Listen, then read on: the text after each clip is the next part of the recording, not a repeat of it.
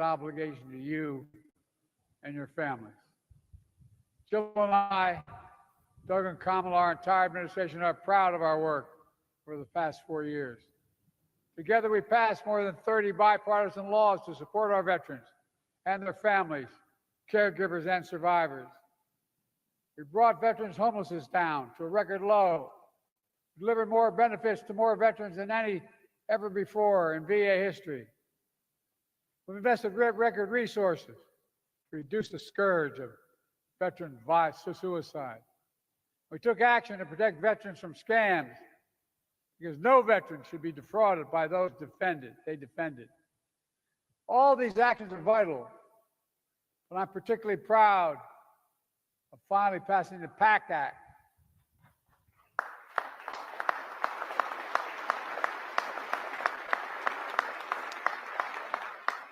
This is the most significant law in our history, our nation's history, to help millions of veterans who are exposed to toxins like Agent Orange and burn pits during their military service. Pits the size of football fields that incinerated the wastes of war, tires, chemicals, batteries, jet fuel, and so much more. Pits that left too many veterans with headaches, numbness, dizziness, asthma, and cancer. The PACT Act has already helped over 1 million veterans and their families get the benefits they deserve. They deserve those benefits.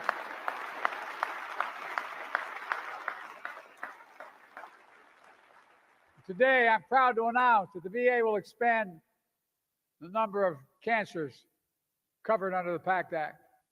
And to all veterans who served at K2 Air Base in Uzbekistan, constantly surrounded by toxins, we want to honor you. My fellow Americans, I'm speaking to you tonight from the Oval Office. Before I begin, let me speak to important news from earlier today. After 8 months of nonstop negotiation, by my administration, a ceasefire and a hostage deal has been reached by Israel and Hamas, the elements of which I laid out in great detail in May of this year. This plan was developed and negotiated by my team and will be largely implemented by the incoming administration. That's why I told my team to keep the incoming administration fully informed, because that's how it should be, working together as Americans. This will be my final address to you from the American people from the Oval Office, from this desk as president. And I've been thinking a lot about who we are and maybe more importantly, who we should be. Long ago in New York Harbor, an iron worker installed beam after beam, day after day. He was joined by steel workers, stonemasons, engineers. They built not just a single structure, but a beacon of freedom. The very idea of America was so big, we felt the entire world needed to see. The Statue of Liberty, a gift from France after our Civil War. Like the very idea of America, it was built not by one person, but by many people from every background and from around the world. Like America, the Statue of Liberty is not standing still. Her foot literally steps forward atop a broken chain of human bondage. She's on the march, and she literally moves. She was built to sway back and forth to withstand the fury of stormy weather, to stand the test of time because storms are always coming. She sways a few inches, but she never falls into the current below. An engineering marvel. The Statue of Liberty is also an enduring symbol of the soul of our nation. A soul shaped by forces that bring us together and by forces that pull us apart. And yet, through good times and tough times, we've withstood it all. A nation of pioneers and explorers, of dreamers and doers, of ancestors native to this land, of ancestors who came by force. A nation of immigrants came to build a better life. A nation holding the torch of the most powerful idea ever in the history of the world, that all of us are created equal, that all of us deserve to be treated with dignity, justice, and fairness, that democracy must defend and be defined and be imposed, moved in every way possible. Our rights, our freedoms, our dreams. But we know the idea of America, our institution, our people, our values that uphold it are constantly being tested. Ongoing debates about power and the exercise of power, but whether we lead by the example of our power or the power of our example, whether we show the courage to stand up to the abuse of power or we yield to it. After 50 years at the center of all of this, I know that believing in the idea of America means respecting the institutions that govern a free society, the presidency, the Congress, the courts, a free and independent press, institutions that are rooted, they just might not reflect the timeless words, but they echo the words of the Declaration of Independence. We hold these truths to be self-evident. Rooted in the timeless words of the Constitution, we the people. Our system of separation of powers, checks and balances, it may not be perfect, but it's maintained our democracy for nearly 250 years, longer than any other nation in history that's ever tried such a bold experiment. In the past 4 years, our democracy has held strong. And every day I've kept my commitment to be president for all Americans through one of the toughest periods in our nation's history. I've had a great partner in Vice President Kamala Harris. It's been the honor of my life to see the resilience of essential workers getting us through a once-in-a-century pandemic, the heroism of service members and first responders keeping us safe, the determination of advocates standing up for our rights and our freedoms instead of losing their jobs to an economic crisis that we inherited. Millions of Americans now have the dignity of work. Millions of entrepreneurs and companies creating new businesses and industries, hiring American workers, using American products. And together, we've launched a new era of American possibilities. One of the greatest modernizations of infrastructure in our entire history, from new roads, bridges, clean water, affordable high-speed internet for every American. We invented the semiconductor, smaller than the tip of my little finger, and now is bringing those chip factories and those jobs back to America where they belong, creating thousands of jobs. Finally, giving Medicare the power to negotiate lower prescription drug prices for millions of seniors. And finally, doing something to protect our children and our families by passing the most significant gun safety law in 30 years and bringing violent crime to a 50-year low, meeting our sacred obligation to over 1 million veterans so far who are exposed to toxic materials, and to their families, providing medical care and education benefits and more for their families. You know, it will take time to feel the full impact of all we've done together, but the seeds are planted and they'll grow and they'll bloom for decades to come. At home, we've created nearly 17 million new jobs, more than any other single administration, single term. More people have health care than ever before. And overseas, we've strengthened NATO. Ukraine is still free. And we've pulled ahead of our competition with China and so much more. I'm so proud of how much we've accomplished together for the American people. And I wish the incoming administration success because I want America to succeed.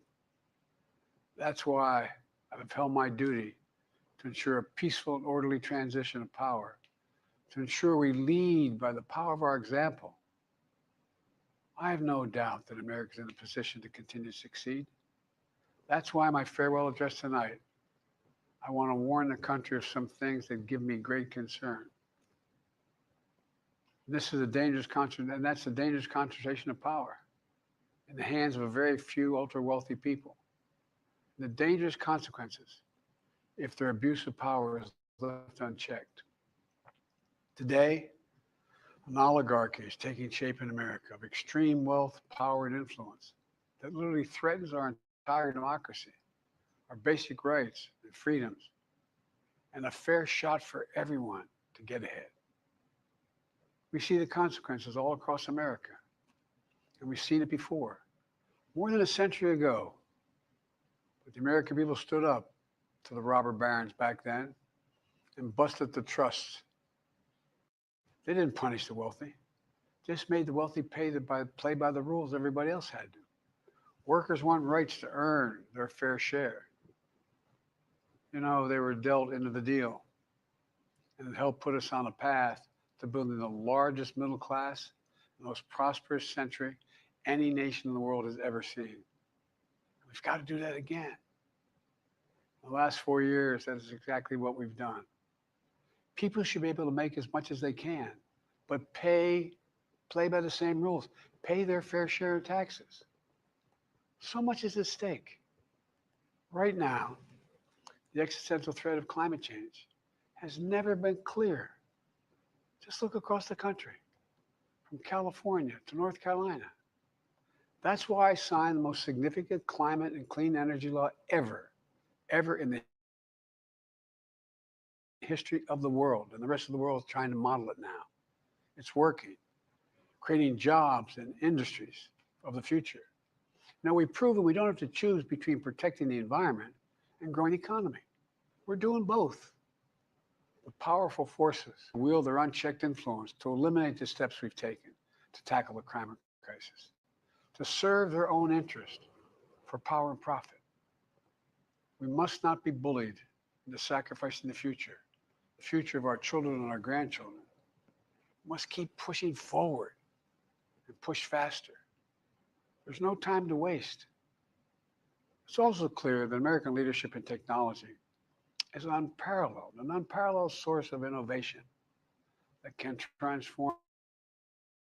We see the same dangers of the concentration of technology, power, and wealth. His farewell address, President Eisenhower spoke of the dangers of the military-industrial complex. He warned us then about, and I quote, the potential for the disastrous rise of misplaced power, end of quote. 6 decades later, I'm equally concerned about the potential rise of a tech-industrial complex that could pose real dangers for our country as well.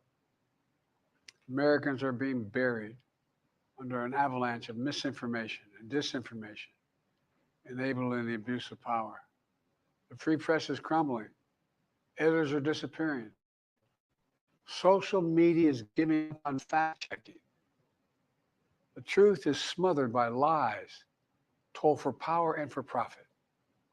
We must hold the social platforms accountable to protect our children, our families, and our very democracy from the abuse of power.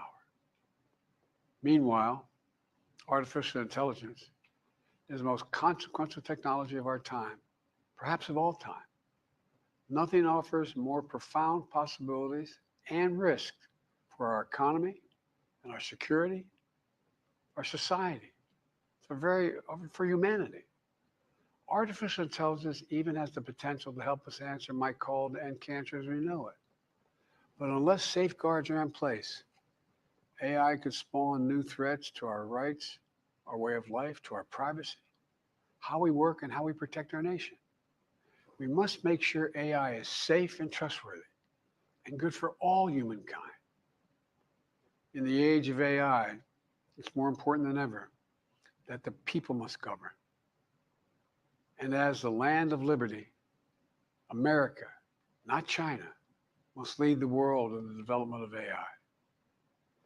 In the years ahead, it's going to be up to the president, the presidency, the Congress, the courts, the free press, and the American people to confront these powerful forces. We must reform the tax code, not by giving the biggest tax cuts to billionaires, but by making them begin to pay their fair share. We need to get dark money. That's that hidden funding behind too many campaigns contributions. We need to get it out of our politics. We need to enact an 18-year time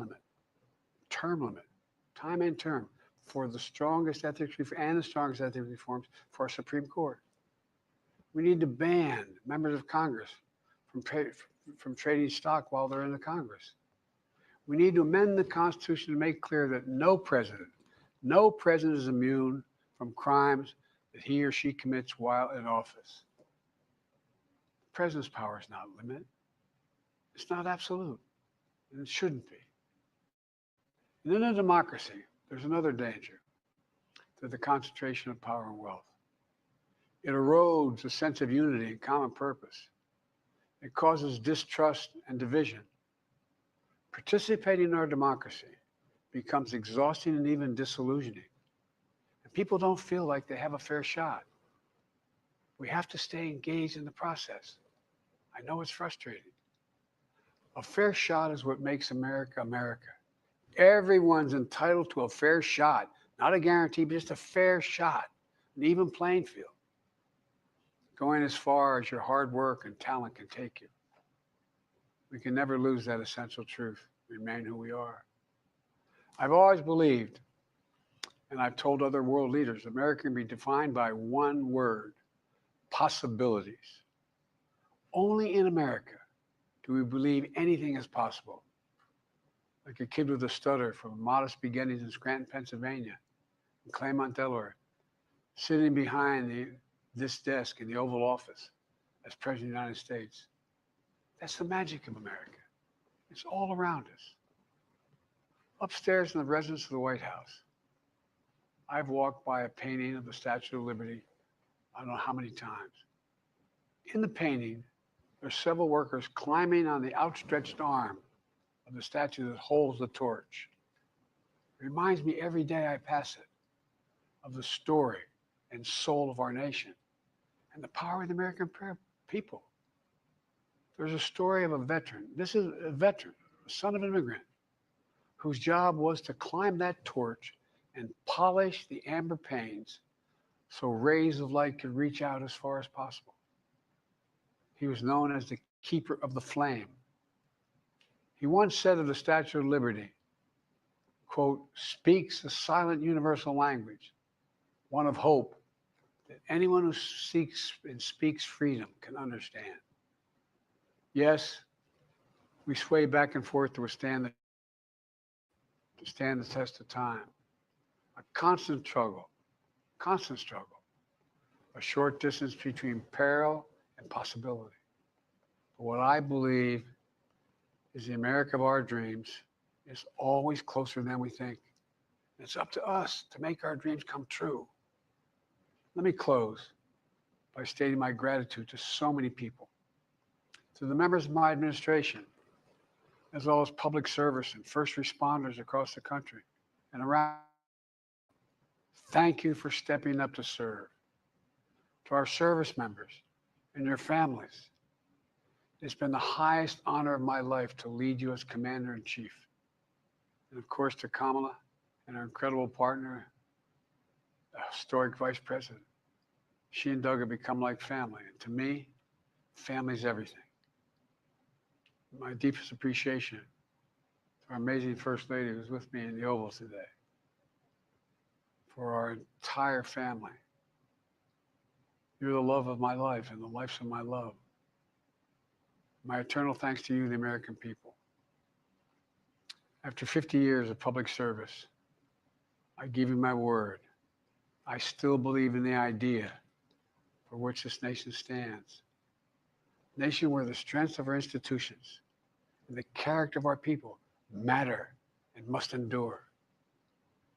Now it's your turn to stand guard. May you all be the keeper of the flame. May you keep the faith. I love America. You love it too. God bless you all. May God protect our troops. Thank you for this great honor.